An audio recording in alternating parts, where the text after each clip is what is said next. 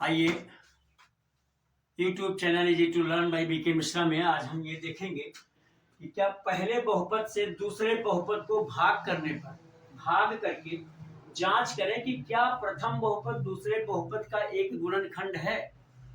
अगर ये ओरल आता है, बहुविकल्पीय आता है तो कुछ भी दिक्कत नहीं है, तब तो बड़ा सरल होता है, हम मान रख के देख लेते हैं। लेकिन अगर हमें इस तरह का करके देखना है तो हम आइए पहले बहुपद से दूसरे बहुपद को भाग करें। यदि हमारा शेषफल 0 आ जाता है तब तो प्रथम बहुपद द्वितीय बहुपद का गुणनखंड है, और अगर 0 नहीं आता है तो गुणनखंड नहीं है। आइए हम जांच करते हैं इसके लिए। इसकी हल शुरू करते हैं। हल हो जाएगा t की पावर 2 माइनस 3,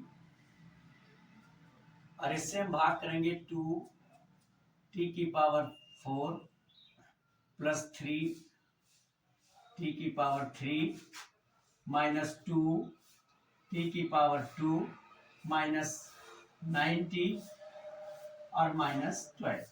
अब इसमें हम करते हैं तो सबसे पहले, जैसा कि भाग करने का तरीका हम पहले से भी जानते हैं, हमें पहले गुणांक, पहले दोनों पद के पहले जो पहले अंक हैं, पहली जो अक्षर है, पहला जो बीजीय व्यंजक है, जो भी हम कुछ कह लें, उसे हमें बराबर करना होता है। तो ये t के घात 2 है, ये 2t के घात 4 है, तो तब सबसे पहले तो हमें 2 लिखना होगा जिससे गिनती बराबर हो जाए, और t के घात 2 से हम इसमें गुणा करेंगे।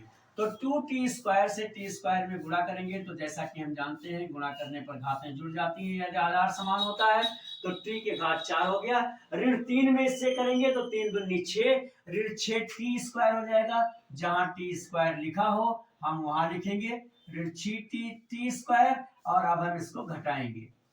घटाने पर निशान बदलते हैं बीजीय पद में, हम ये भी जानते हैं। ये दोनों गुणांक बराबर हो गए और दोनों के निशान विपरीत हैं, इसलिए पूरा का पूरा कट गया। अब यहाँ आएगा धन t के घात 3, ये शुरुआत में है इसलिए हम यहाँ धन नहीं भी लिखेंगे तो भी कोई दिक्कत नहीं होगी, और लिख दिया तो भी कोई बात नहीं है। ये ऋण 2 है, ये धन 6 है। हमेशा जब इस तरह के पद एक साथ होते हैं तो बड़े में से छोटे को हम घटा लेते हैं, यानी 6 में से 2 निकल जाएगा, यहाँ बचेगा धन 4 और t के घात 2, और फिर बचेगा पूरा जो बचा हुआ पद है उसे हम बीजगणित के भाग में उतार लेते हैं, और ऋण 12।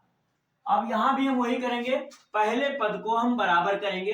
ये 3 t के घात 3 है और ये धन है, वहां भी धन है, दोनों हमें धन ही आना चाहिए, इसलिए पहले तो हम यहाँ धन 3 लिख लें, और t से अगर उसमें t स्क्वायर में हम गुणा कर दें तो t के घात 3 हो जाएगा, इसलिए हमें जो है 3t से हमें गुणा करना होगा। और जब हम 3t से गुणा करेंगे तो 3t से इसमें गुणा करेंगे तो ये हो जाएगा 3t के घात 3, और 3t का ऋण 3 में करेंगे तो 3 त्रिक का 9, ऋण 9t आएगा, जो 9t के नीचे ही हम लिख लें जहां घात एक ही है। अब इसे हम घटाएंगे, ये ऋण हो जाएगा और ये भी, ये धन हो जाएगा। ये दोनों गुणांक बराबर हैं, दोनों के निशान विपरीत हो गए इसलिए कट जाएगा। यहाँ भी वही होगा, दोनों गुणांक बराबर हैं, दोनों के निशान विपरीत हैं, कट जाएगा। तो यहाँ बचेगा 4t स्क्वायर, 4t स्क्वायर और ऋण 12। अब हम देखेंगे इस t स्क्वायर को इसके बराबर करने के लिए केवल हम अगर 4 से प्लस 4 से गुणा कर दे तो मेरा काम हो जाएगा। तो धन 4 से गुणा करने पर ये आ जाएगा 4t स्क्वायर। अगर हम निशान आगे धन का नहीं लगाते हैं तो मान लिया जाता है, क्योंकि ये पहले लिखा है। हाँ, बीच में लिखना पड़ेगा तो निशान जरूर लगाना पड़ेगा। और 4 और ऋण 3 का गुणा हो जाएगा ऋण 12, और फिर इसके बाद हम इसको घटाएंगे जैसा कि बीजगणित में करते हैं।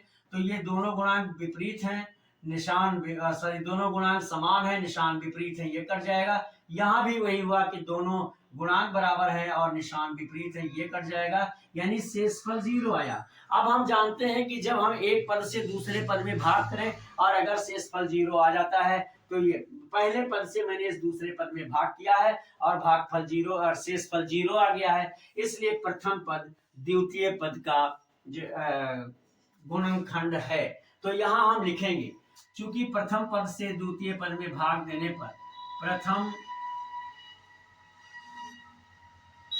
पद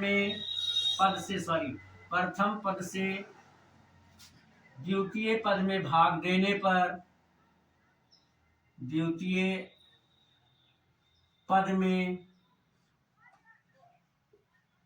भाग देने पर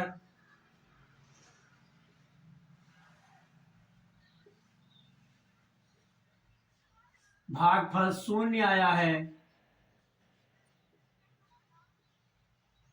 भाग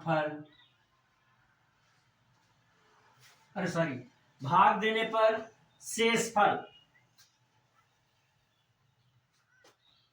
भाग देने पर शेषफल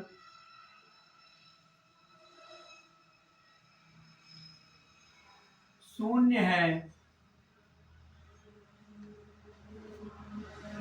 है, अतः प्रथम पद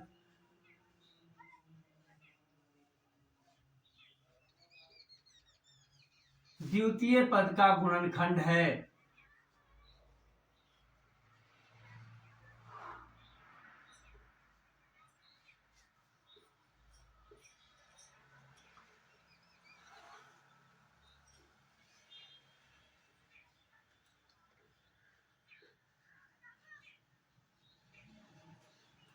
हमें इसी के साथ ये भी जान लेना है कि अगर मेरा शेषफल शून्य के अतिरिक्त कुछ भी आता तो ये पद इसका गुणनखंड ना होता।